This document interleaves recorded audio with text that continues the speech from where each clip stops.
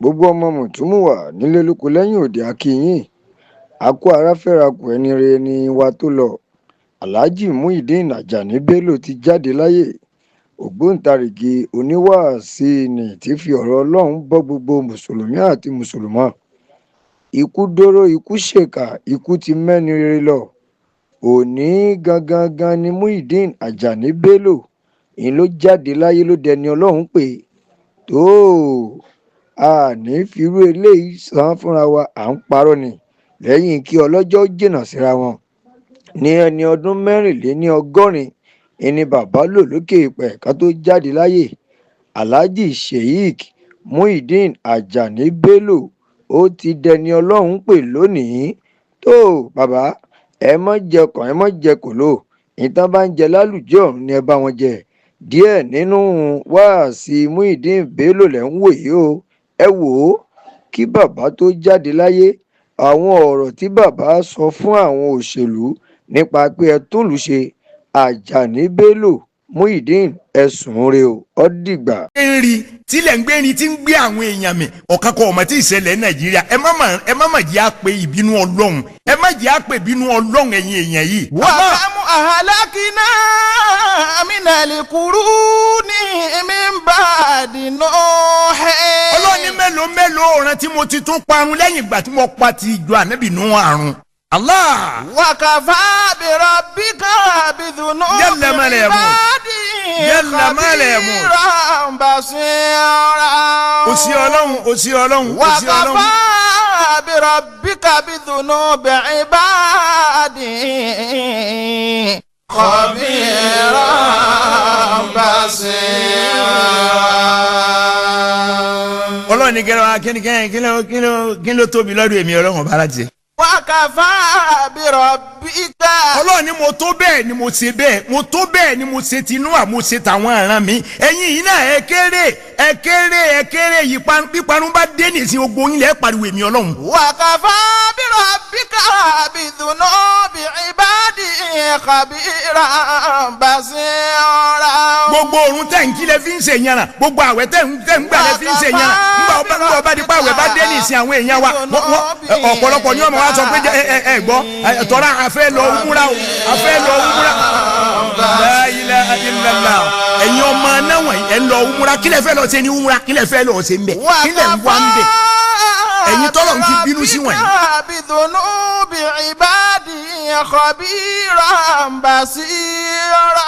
gbogbo ẹni olówó ló kówó pamọ́ àbí gbogbo yín kọ́lẹ̀ ti kówó pamọ́ ẹ kówó pamọ́ àwọn tí ń jíwó owó ọ̀tọ̀ ìwọ náà tó lọ tí ó já káwọn èèyàn ọmọ pé ó ní nǹkan kan lọ́wọ́ ẹnìkan kọ́ ọmọ nbá bí wọn bá wá ń sọ̀rọ̀ wà fẹ́ nínú àwẹ̀ yìí mọ́kànlá ti fẹ́ ṣe. gbogbo wa ni mò ń bá wí kò yọ ẹnìkan kan sílẹ̀ tọ́rọ́ lọ ń jù wá lọ ọba tó jù wá lọ yìí náà láwàá kíyè sọ̀rọ̀ rẹ̀ kí ni ń ṣe wá wèrè tó ṣe wèrè kù lọ́kọlù wá ní àbí ti kí ni ẹ̀yin ọmọ ìyá mi lórílẹ̀‐èdè yìí ọlọ́run ọmọ dààmú wa àwa la máa ń dààmú ara wa ala aku min rabbika wala takunanna minal mumtarin òdodo ọ̀rọ̀ lọ́dọ̀ ọlọ́run ló ti wá ẹ má wulẹ̀ jẹ́ a máa dírìbù ẹ má jẹ́ a máa fẹ̀yìn kọ́yìn Allahu akbar kabira Allahu akbar kabira Allahu akbar kabira. من الشيطان الرجيم الله الرحمن الرحيم ما شاء الله أفمن يعلم أن ما أنزكوا kò lè jọra wọn. كمن هو أعمى Allahu akbar kabira. كمن هو أعمى aṣáájú ẹ̀dá Muhammad. àfàmọ́ ya àlámú. àwọn ẹni tí wọ́n gbàgbọ́ yé ní tí mo gbélé ọ lọ́wọ́. àfàmọ́ ya àlámú. àwọn tó mọ̀ pé òdodo ni tí mo fi rán ọ. ànàmá unzila ilayka من ربك الحق àwọn tí wọ́n gbà pé òdodo lọ̀rọ̀ èmi Ọlọ́run. أنما أنزل إليك من Ọlọ́run ní kò lè jọra wọn o fọ́dà. كمن هو أعمى àbáwọn tó fọ́jú ń pa rẹ̀ tí wọn ò dá nǹkan kan mà Ọlọ́run ní kò lè jọra wọn. كمن هو أعمى àwọn tó gbàgbọ́ yé ọ̀rọ̀ Ọlọ́run lórílẹ̀‐èdè yìí wọn ò tó nǹkan. كمن هو أعمى àwọn tí ọ̀dọ́rọ̀ Ọlọ́run mà lọ́lọ́run kó lọ́wọ́ àpòpọ̀ àbí àwọn èèyàn rẹ̀ ti kú láyé àwọn èèyàn bú ló kù àbí tí gbogbo ń tà ń ṣe wọ̀nyí ṣé ẹ rò kó dùn mọ́ Ọlọ́run nú ni. àwa bọ́ta ń pariwo ara wa pé ebi ń pa wá o ebi ọ̀nà ni ó pa wá kú. ẹ̀yin tẹ́ ẹ̀ dọ́lọ́ mọ̀ yìí ẹ̀ mọ́ lọ́hùn ẹ̀ kírun òlébi ń pa ọ́ òsín lọ́hùn ẹni ọ́ dá ọwọ́ tó òsín ni. فمن يعلم أنما أنزل إليك من ربك الحق Ọlọ́run láwọn ẹni tó gbàgbọ́ yé tí a mọ̀ pé òdodo ọ̀rọ̀ tí mo fi ránṣẹ́ sí wa ná Muhammad òdodo ni kò sí nǹkan kan tí tún bẹ lẹ́yìn òdodo irọ́ ló kù. كمن هو أعمى كمن هو أعمى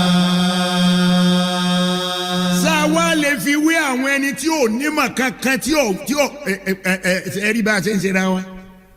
wèrè wa pọ̀ Nàìjíríà kánrin aṣọra wa dẹranko láàrin ara wa àwa dẹni wọ́n lé kiri tí wọ́n máa sọ̀rọ̀ pé wọ́n mọ̀ gbé lágbájá wọ́n mọ̀ gbé tàmọ̀dò ayẹ̀rí pé wèrè ń ṣe wa.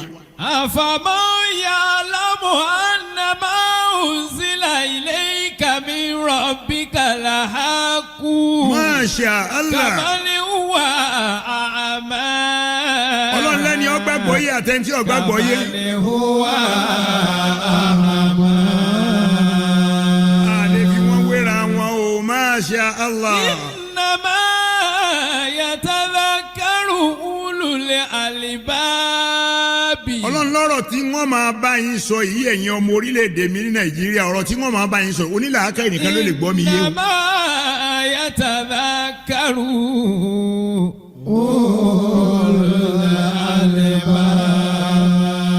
onílàákà ẹnìkan ni kọ́ tẹ́tí ẹ̀ lè kọ́ gbọ́n tí jódodo ọ̀rọ̀. Fọ́dàlì àṣẹ. إنما يتذكر أولو الألباب àwọn tó nílàákà ẹnìkan ni wọ́n gbọ́rọ̀ Ọlọ́run yìí o. إنما يتذكر أولو الألباب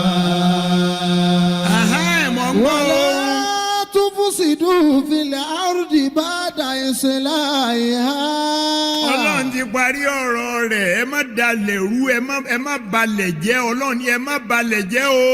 لا تفسدوا في الأرض Allah. بعد إصلاحها lẹ́yìn tí mo ti tu ayé lẹ́yìn ẹ má jẹ́ ó لا bàjẹ́ تفسدوا في الأرض ẹ má balẹ̀ jẹ́ لا تفسدوا في الأرض ẹ má bayé jẹ́ لا تفسدوا في الأرض irọ́ ò ní ẹ̀yìn kankan ju òfò lọ òfò níbẹ̀ lẹ́yìn irọ́. لا تفسدوا في الأرض èèwà ti jẹ́ tẹ́ni òfò wá pọ̀ lórílẹ̀‐èdè yìí tó báyìí. لا تفسدوا في الأرض n ò gbọ́ لا تفسدوا في الأرض. تفسدوا في الأرض بعد إصلاحها Ọlọ́run ní lẹ́yìn tí mo ti tò ilẹ̀ lẹ́yìn tí mo ti tún gbogbo ilẹ̀ ṣe tí mo ṣe gbogbo ètò bẹ́ẹ̀ ti lo ayé pẹ̀lú rọ̀ ẹ má dàrú ẹ má dàrú. تفسدوا Allah. في الأرض بعد إصلاحها Ọlọ́run ní ẹ má dá yẹ́rú lẹ́yìn ìgbà mo ti tó tán o mo ti tó o bẹ́ẹ̀ ṣe máa jẹ bẹ́ẹ̀ ṣe máa mu mo ti tó o bẹ́ẹ̀ ṣe lè gbádùn ayé mo ti tó o àdúrà rádaràda àdúrà tí ò ní gbà ọmọ orílẹ̀-èdè yìí ẹ má ṣe mọ́ àdúrà tí ò ní gbà àdúrà tí ò wọnú làákàyè èèyàn gidi ẹ má ṣe mọ́ lọ́n bá wa torílẹ̀-èdè yìí ṣe bá wa tún Nàìjíríà ṣe kí ló bàjẹ́ Nàìjíríà ilẹ̀ òṣù mọ́ ni ilé ọ̀mọ́mọ́ ni àárọ̀ ti dọ̀sán ni àbí bó lọ́jẹ́ sí alẹ́ ní ṣe déédéé àárọ̀ nísìnyí ni kí lẹ fẹ́ tún ṣe ń bẹ̀ òrùlé tún ṣe ni àbọ̀sán ìrọ̀lẹ́ lẹ́ tún ṣe ni àbáfẹ̀mọ́júmọ́ ẹ sọ fún mi ẹ má ṣàdúrà wèrè mọ́ àdúrà wèrè lẹ́ ń ṣe yẹn àdúrà wèrè ó ń ti pọ̀ lẹ́nu wa ọmọ Nàìjíríà ẹni tí ò kírun ẹni tí ò gbààwẹ̀ ẹni tó yẹ pé wà rẹ̀ ní wù ní ìwà abú ni ìwà rẹ̀ lójoojúmọ́ gbogbo bí ntọ́ bá bàjẹ́ òun láàbà ń bẹ̀ gbogbo bí olè bá wà òun láàbà ń bẹ̀ àwọn ní ẹ̀ ń dojú ìjọba rú àní ẹ̀ ń danú lé àwọn èèyàn rú gbogbo àwọn tá a wí wọ̀nyí la tufsidu fil ard. wala tufsidu fil ardi ba'da islahiha. Ọlọ́run ní ilẹ̀ tí mo ti tún ṣe àbá ebe mi náà mo ní ẹ máa wá góòlù sẹ́yìn lẹ fi bẹ̀ ni. la tufsidu fil ardi. Epo tá à ń wà tọ́wọ́ á jẹ́ pàǹfààní lọ́jẹ́ fún gbogbo wa ìta tún wá sọ dọ̀ràn síra wa lọ́rùn ẹ̀yin ní ẹ̀ wò wò kí ló dé tọ́rọ epo di wàhálà sí alọ́run. wala tufsidu fil ardi. Ọlọ́run ní ẹ má dalẹ̀ rú ẹ má da orílẹ̀-èdè rú ẹ má da gbogbo ntẹ́mi Ọlọ́run tó ẹ má dàrú. la tufsidu fil ardi. à ń jẹ mango à ń jọ sàn à ń jẹ ọ̀gẹ̀dẹ̀ àbí ẹ tá a mọ̀ díẹ̀ ní àmọ̀ díẹ̀ tá a mọ̀ díẹ̀ ní mo bí ó lè rè ní bàbá bó ṣe kàwé tó sọ ọmọ díẹ̀.